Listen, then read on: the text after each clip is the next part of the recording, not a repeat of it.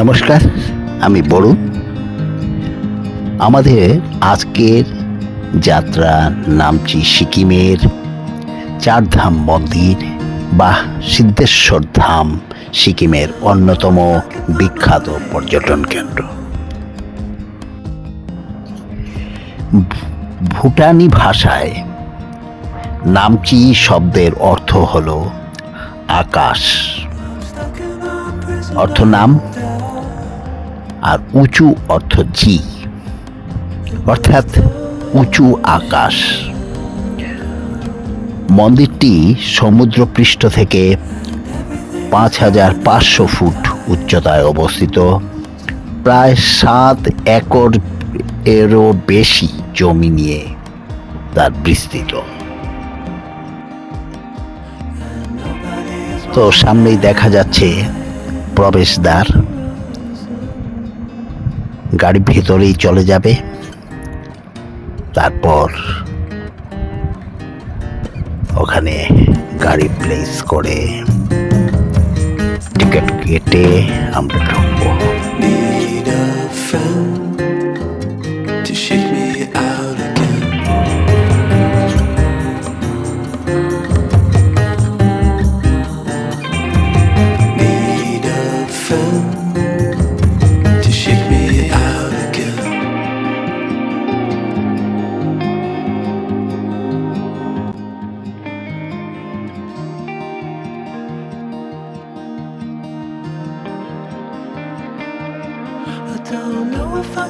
মেঘের দেশ, পাহাড়ের দেশ সিকিম, কিন্তু হিমালয়ের কূলে লুকিয়ে আছে এমন একটা পবিত্র ভূমি, যেখানে পা রাখলেই একসঙ্গে ভারতের 4 প্রান্তের পুণ্য লাভ করা যায়।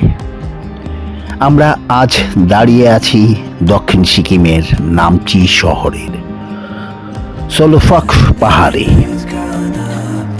যা সমুদ্রপৃষ্ঠ থেকে প্রায় 5,500 ফিট উচ্চতায় অবস্থিত।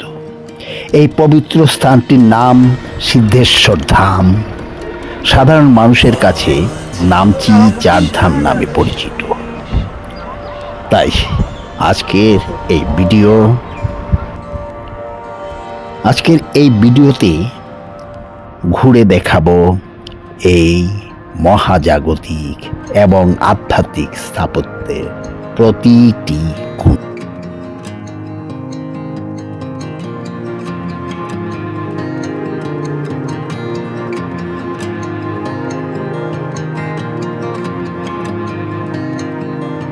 Reaching out, I'm reaching out. The water is rising over me. The water is rising. It's coming. I'm reaching out, I'm reaching out. The water is rising over me. The water is rising. I'm reaching. It's coming. I'm reaching.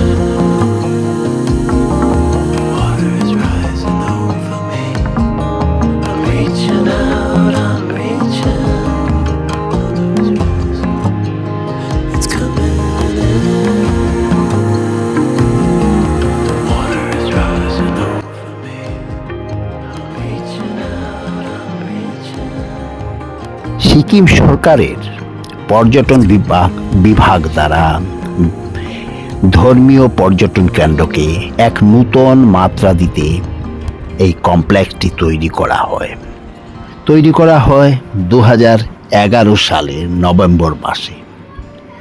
Shri জগৎগুরু শঙ্করাচার্য স্বামী স্বরূপানন্দ সরস্বতী এই ধামের উদ্বোধন করেন। প্রায় 7 acre জায়গার জুড়ে বিস্তৃত এই স্থানটি এমনভাবে ডিজাইন করা হয়েছে যাতে সনাতন ধর্মের প্রধান তীর্থগুলো একই ছাদের তলায় দেখা যায়।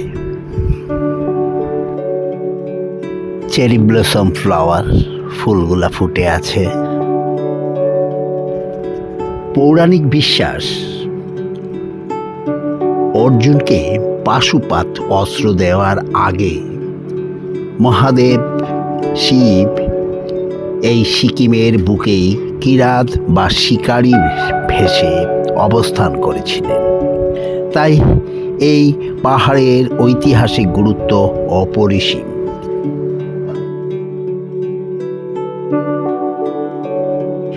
এই চারধাম কমপ্লেক্সের ঠিক মাঝখানে মাথা উঁচু করে বসে আছেন স্বয়ং মহাদেব শিব।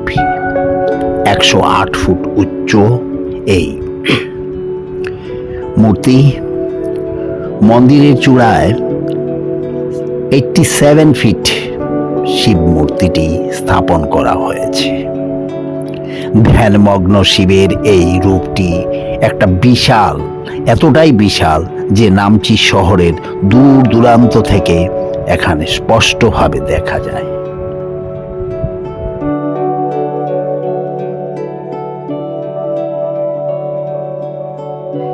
এই দেবতাদ্বীপ মহাদেবের মূর্তির ঠিক নিচেই রয়েছে মূল শিব মন্দির, যার গর্ভগৃহে যাওয়ার পথে দেওয়ালে ফুটিয়ে তোলা হয়েছে শিবের বিয়ে এবং শিব পুরাণের বিভিন্ন অলৌকিক কাহিনী।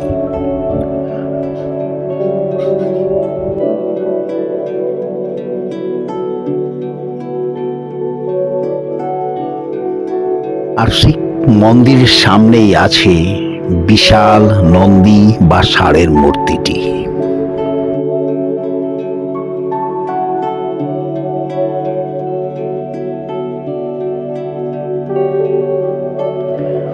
ভারতের বিভিন্ন প্রান্তে ছড়িয়ে থাকা 12টি পবিত্র জ্যোতির্লিঙ্গ দেখার সৌভাগ্য সবার জীবনে হয়ে ওঠে না, কিন্তু সিদ্ধেশ্বর ধামে ভারতের মূল 12টি জ্যোতির্লিঙ্গের হুবহু প্রতিরূপ তৈরি করা হয়েছে। সোমনাথ, মল্লিকার্জুন, মহাকালেশ্বর, ওঙ্কারেশ্বর থেকে শুরু করে কেদারনাথ, বিশ্বনাথ, রামেশ্বরম, প্রতিটি শিবলিঙ্গের নিখুঁত রিপ্লিকা এখানে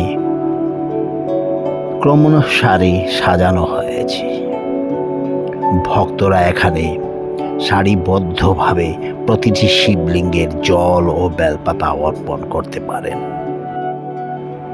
আর এখানে রয়েছে নানান ধরনের বাহারি ফুল, নানান ধরনের সিজন ফ্লাওয়ার।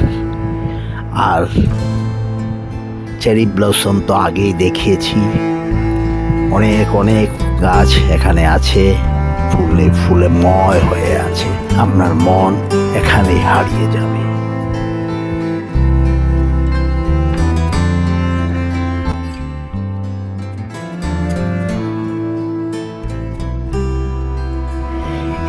এবার আসা যাক এই স্থানের মূল নামকরণের প্রসঙ্গে। সনাতন ধর্মের বিশ্বাস অনুযায়ী জীবনাবসানের আগে চারধাম যাত্রা করলে মোক্ষ লাভ হয়। নামচির চারধাম সেই 4 প্রধান নামের হুবহু প্রতিরূপ বা রিপ্লিকা তৈরি করা হয়েছে। বদ্রীনাথ ধাম উত্তর ভারতের হিমালয়ের কূলে অবস্থিত বিষ্ণু মন্দিরের প্রতিরূপ। জগন্নাথ ধাম পূর্ব ভারতের উড়িষ্যার পুরীর বিখ্যাত জগন্নাথ মন্দিরের প্রতিরূপ। তৃতীয় দ্বারকা ধাম পশ্চিম ভারতের গুজরাটে অবস্থিত শ্রীকৃষ্ণের দ্বারকাধীশের প্রতিরূপ। আর রামেশ্বরম ধাম দক্ষিণ ভারতের তামিলনাড়ুর বিখ্যাত শিব ও রামের মন্দির। এই চারটি মন্দিরের স্থাপত্য শৈলী মূল মন্দিরের মতোই অনুকরণে করার চেষ্টা করা হয়েছে। এখানে শুধু চারধাম বা জ্যোতির্লিঙ্গই নয়, মূল কমপ্লেক্সে ভারতের রয়েছে কয়েকটি সুন্দর মন্দির। সিদ্ধি সাই বাবা মন্দির, সাইদার। একটু এগিয়ে এলে দেখা মেলবে ভগবান শিবের কিরাত রূপের সেই 18 ফুট উচ্চ কিরাত এর মূর্তিটি। ক্লান্ত দর্শনার্থীদের জন্য রয়েছে নিরামিষ খাবারের ক্যাফেটেরিয়া এবং বসার জায়গা। সন্ধ্যের দিকে এখানে চমৎকার মিউজিক্যাল লাইটিং সাউন্ড এবং ফাউন্টেন শো হয়ে থাকে। তো চলুন ঘুরে ঘুরে আরো দেখি, আরো অভিভূত হই।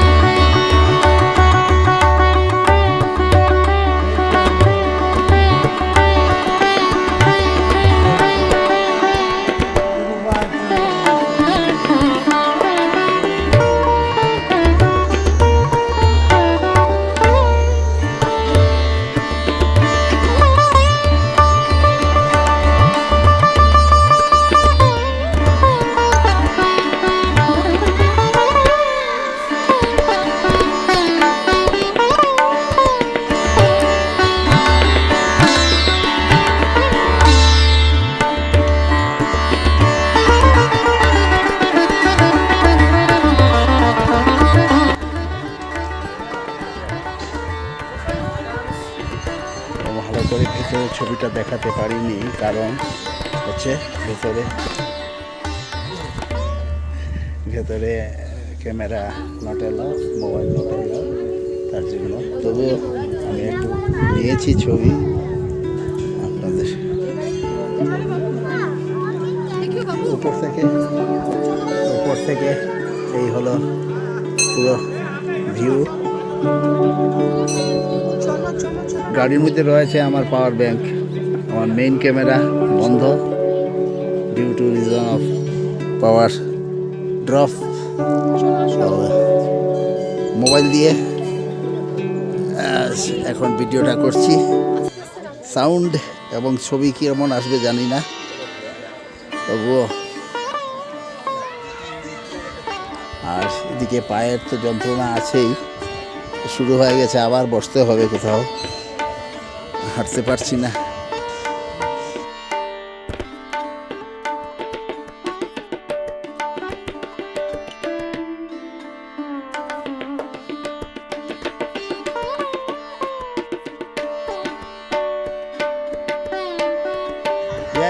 নন্দীর পায়ে অনেকে সুতো বেঁধে দিচ্ছে, নানান মানুষ কথা বলে কি নন্দীর কানে কানে যা বলা হয় তা তা